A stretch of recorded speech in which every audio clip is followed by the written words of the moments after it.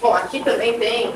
É que é a forma. Tem um livro muito famoso, que é a Cosmologia Maia, que é o Popol Vuh. Então, a gente pode dizer que é diferente. Isso não é um demérito. Ser diferente não é um demérito, né? O problema passa justamente pelo reconhecimento. Então, essa é uma parte que também me chamou a atenção. Deixa eu ver se eu acho.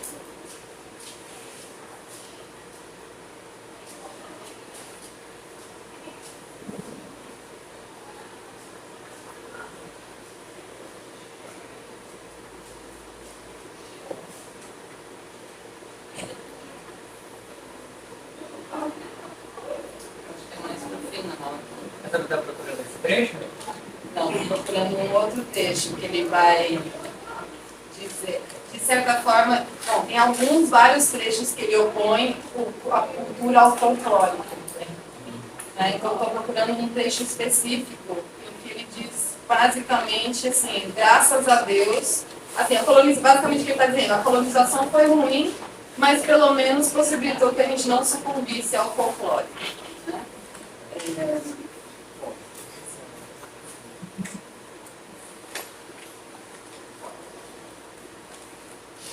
Ele coloca assim, mas em compensação, ao estabelecer contraste com o primitivismo reinante, permitiu aos intelectuais criar um campo de liberdade e autonomia espiritual e preservou a existência da literatura, neutralizando o perigo de absorção pelo universo do folclore. Né? Então, vejam que quantas afirmações problemáticas. Ao mesmo tempo que ele consegue defender uma ideia que é interessante e é correta, ele consegue xingar a minoria. Ele consegue fazer os dois ao mesmo tempo. Por isso que é o Antônio Cândido de dois mundos. Né? Então, por um lado, ele consegue ver que a literatura no Brasil cumpre um processo de dominação, mas nas entrelinhas do texto dele, ele vai se mostrando de certa forma favorável a essa dominação, porque isso eleva o espírito e salva, digamos, do caos. Ele fala também várias vezes da terra bruta, da terra rústica, né? Então, ao mesmo tempo em que ele reconhece a violência, é como se ele dissesse, bom, mas talvez também não tenha sido tão ruim assim. Né? Pensa que talvez a violência tenha trago algo, né? Deixado. Olha como tem uma contradição, né? Tem uma própria contradição. Ele gosta de ver a contradição nas formas e ele mesmo expressa suas contradições, né? Então, além disso, a convenção greco-latina era fator de universalidade, uma espécie de idioma comum a toda a civilização do Ocidente. Por conseguinte, na medida em que a utilizaram, os escritores do Brasil integraram nessa civilização as manifestações espirituais da sua terra, tendo, é claro, e como ficou dito, o propósito colonizador de dominação, inclusive através da literatura. Então, aqui é um reconhecimento de como a literatura ela não é só positiva, né? Ela também é negativa. E aí vem a parte do segredo. Vistos assim, certos traços que sempre foram censurados no classicismo tornam-se fatores positivos, como a artificialidade das suas tendências. Isso é o caráter convencional do seu discurso. Talvez isso haja perturbado a expressão mais calorosa da personalidade, sem falar no aproveitamento eventual de inspirações populares. Mas, em compensação, ao estabelecer contraste com o primitivismo reinante, permitiu aos intelectuais criar um mundo de liberdade e autonomia espiritual que preservou a existência da literatura, neutralizando o perigo de absorção pelo universo do folclore. E, ao fazer do escritor um cidadão da República Universal das Letras, tornou-o fator de civilização do país. Daí sua capacidade crítica, às vezes mesmo a sua rebeldia. Depois, mais para frente, tem um outro trecho. Assim, a possibilidade de ajustar a tradição ao meio trazia em si, ao lado da disciplina, uma considerável liberdade. Da combinação de ambos, formou-se a expressão ao mesmo tempo geral e particular, universal e local, que a literatura do tempo da colônia transmitiu como conquistas suas. Ele trata como se a colonização fosse uma conquista que fosse algo bem positivo. Fosse nós conquistamos, nós colonizamos. Foi ruim? Foi, mas herdamos algo positivo. Ele trata dessa forma. Sim. Eu não consegui ler o texto, um pouco mais pegando o que vocês falam, mas eu percebo uma visão assim, que atribui à colonização um contexto de violência, como se a colonização estivesse trazendo violência para a realidade. Aparentemente, me parece que se desconsidera o fato de que já existia a violência no Brasil antes da colonização. E a colonização trouxe exatamente esse quê de civilidade que citado Anchieta. Interessante que quando Anchieta chegou aqui, ele se estabeleceu num lugar onde ele conseguia ter uma noção de todas as tribos, ele percebia a violência entre as tribos, né? Acho que depois de até canibalismo, antropofagia. Então, acho que eu não estou conseguindo compreender assim, exatamente isso.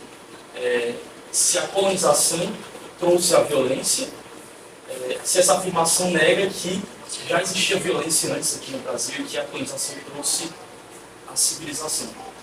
Tem duas formas de responder a pergunta. A primeira é, eu acho que tem um argumento muito parecido que se usa para justificar a escravidão. Né? Ah, mas já existia escravidão em África. É verdade, já existia, mas não era um sistema mundial, social, econômico que permitiu o enriquecimento de inúmeras populações. Então eu entendo o que você está falando, claro que existia violência. Não era paz reinante, né? Eu acho, inclusive uma coisa que ele fala, ele usa outro termo, ele está falando que o romantismo no Brasil também se bebeu dessa figura do bom selvagem. Então, é uma ideia que se populariza a partir do Rousseau no século XVIII.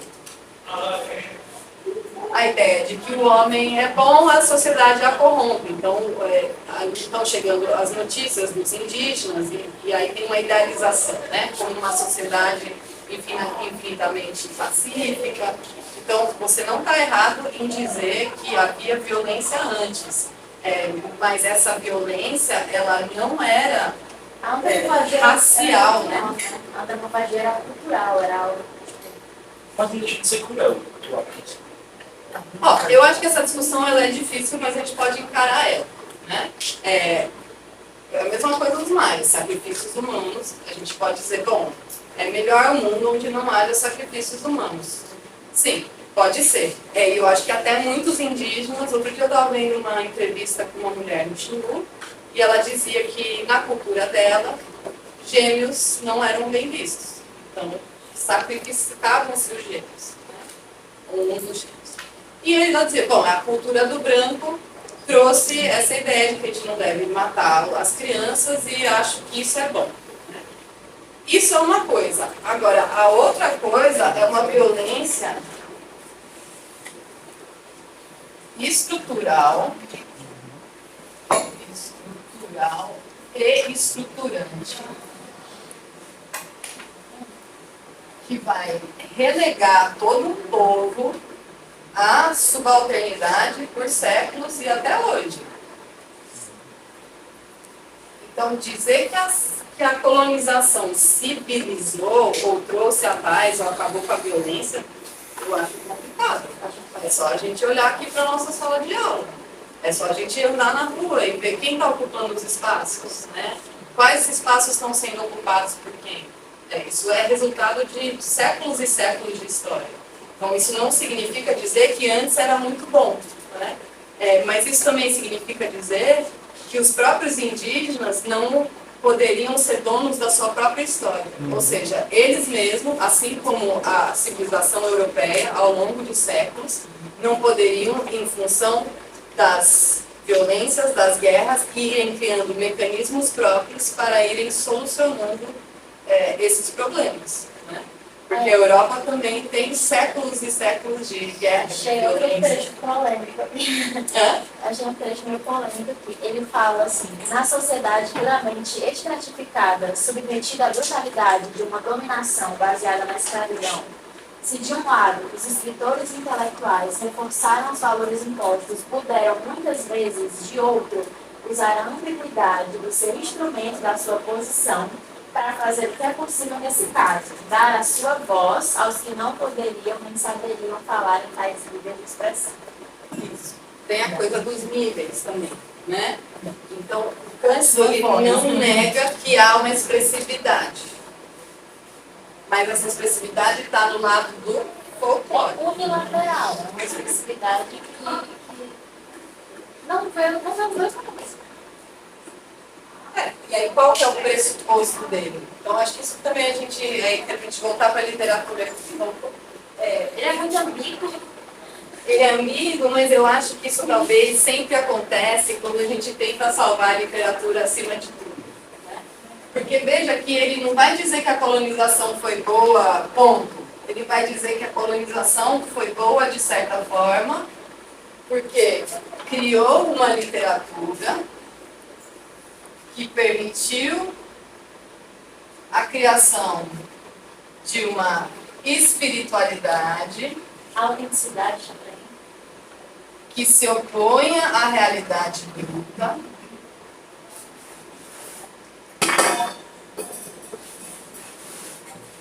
e que isso é uma civilização.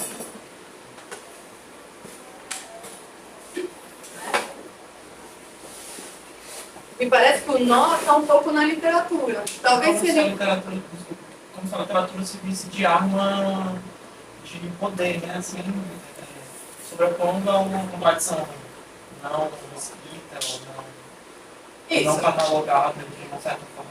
Mas por que isso é bom? Né? Eu acho que essa é a pergunta. Por que para o Cândido isso é bom? Eu acho que essa é a pergunta. Né? A gente está lendo esse texto em 2023, então para nós algumas coisas são, digamos, mais óbvias, não porque nós somos especiais individualmente, mas porque a sociedade caminhou muito. Né? Tem certas formas de discurso que nos parecem muito violentas, né? Agressivas. Mas acho que minha dúvida, o que sempre me faz voltar a esse texto, digamos assim, é pensar, bom, mas se ele reconhece toda a dominação, ou seja, ele não está deixando de reconhecer a violência colonial. Mas então por que quando ele vai pensar a literatura, ela pode ser matizada? Por que esse amor à literatura? Eu acho que a literatura ela tem um poder. A literatura ela tem o poder de convencer massas em determinados momentos. Como, por exemplo, no próprio romantismo, como o Helena fez com o Guarani e a Luz de receber muito disso.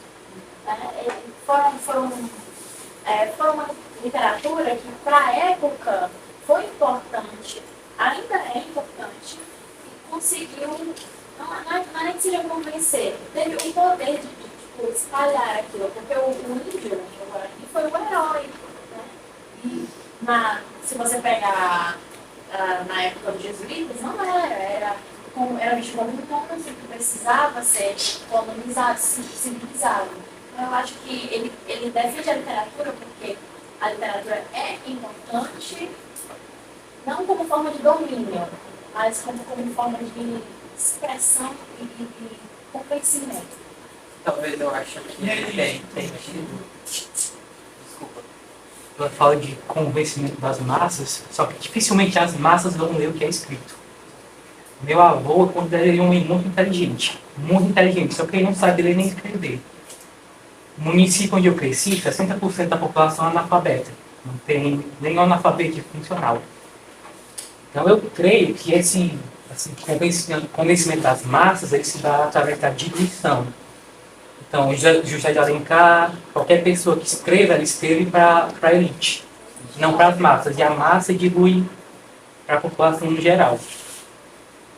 E essa diluição, ela se dá, como no texto escrito, essa tentativa da construção da identidade nacional, eu acredito que seja uma coisa que a população não participa.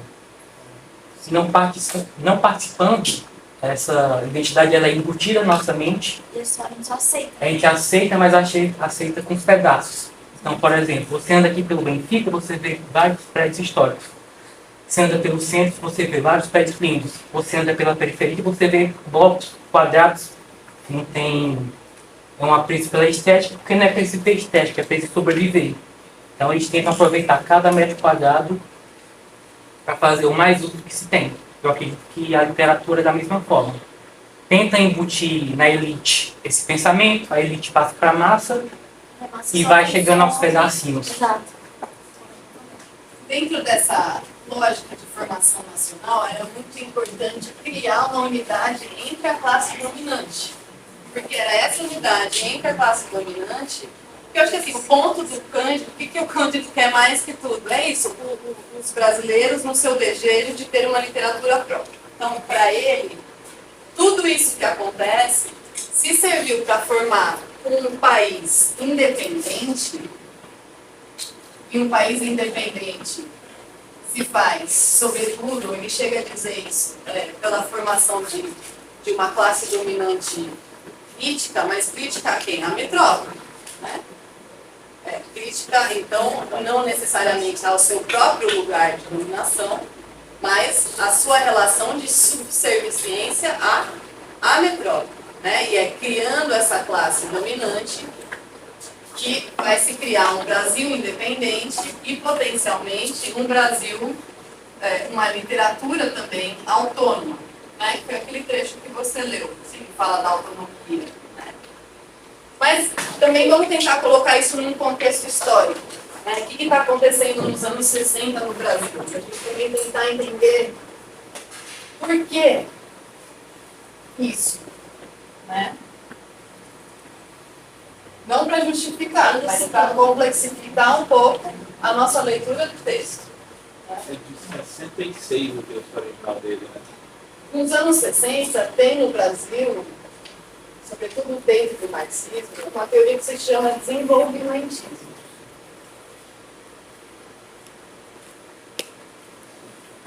A ideia era que se o Brasil se desenvolvesse no centro, a periferia. Se pensava em termos de nação sempre, hein, gente? Ninguém pensa nos centros e periferias internas, né? Pensando em termos de nação. E se a periferia se desenvolvesse o suficiente, ou seja, vamos pensar isso em termos literários, se houvesse, ele até chega a falar uma hora, que há uma mistura, então tem uma forma externa, que é imposta a uma matéria local, isso cria uma coisa nova. Né? Aí ele diz, bom, hoje, 100 anos depois, essa coisa nova que se criou está até influenciando a Europa. Né? Para ele, tem uma base de fundo econômica, que se a periferia se desenvolvesse o suficiente, ela deixaria de ser periferia, né? Ela alcançaria o status de centro. Então, eu também vejo esse texto um pouco nessa chave, em que se a gente constituísse uma literatura verdadeiramente autônoma, isso seria sinal de uma nação que poderia deixar de ser periférica, que poderia, no fim, deixar de ser subdesenvolvida. Eu cresci numa época que a gente falava em primeiro mundo, terceiro mundo, porque o segundo mundo era o bloco soviético, né? Primeiro mundo e terceiro mundo. Né? Depois, mais para frente, pensou-se que, na verdade, a periferia nunca vai deixar de ser periferia. Porque o próprio centro, a própria existência do centro, depende de que haja uma periferia. É uma relação completamente imbricada. Não existe centro sem periferia, não existe periferia sem centro. Né? Para que haja ricos, precisam ter pessoas que tenham menos dinheiro. Para que haja pessoas ricas, tem que ter pessoas que tenham menos dinheiro. Exatamente. Para que haja uma classe no Brasil, tem elas... É exatamente isso. Os países mais pobres, geralmente, são os países mais desiguais. Né? Se você vai para a Suécia, sei lá, eu não sei, nunca fui, mas na Escandinávia, a gente lê e vê os índices, são países riquíssimos e a diferença de renda é muito pouca, né, em comparação ao Brasil. Mesmo Fortaleza, né, eu estou chegando agora e eu fico espantada com os prédios que estão construindo ali na beira-mar, com unidades de milhões, né, e é uma parte pequena da cidade e o resto da cidade, ou uma boa parte da cidade, é uma grande periferia. Quer dizer, Fortaleza é uma cidade que tem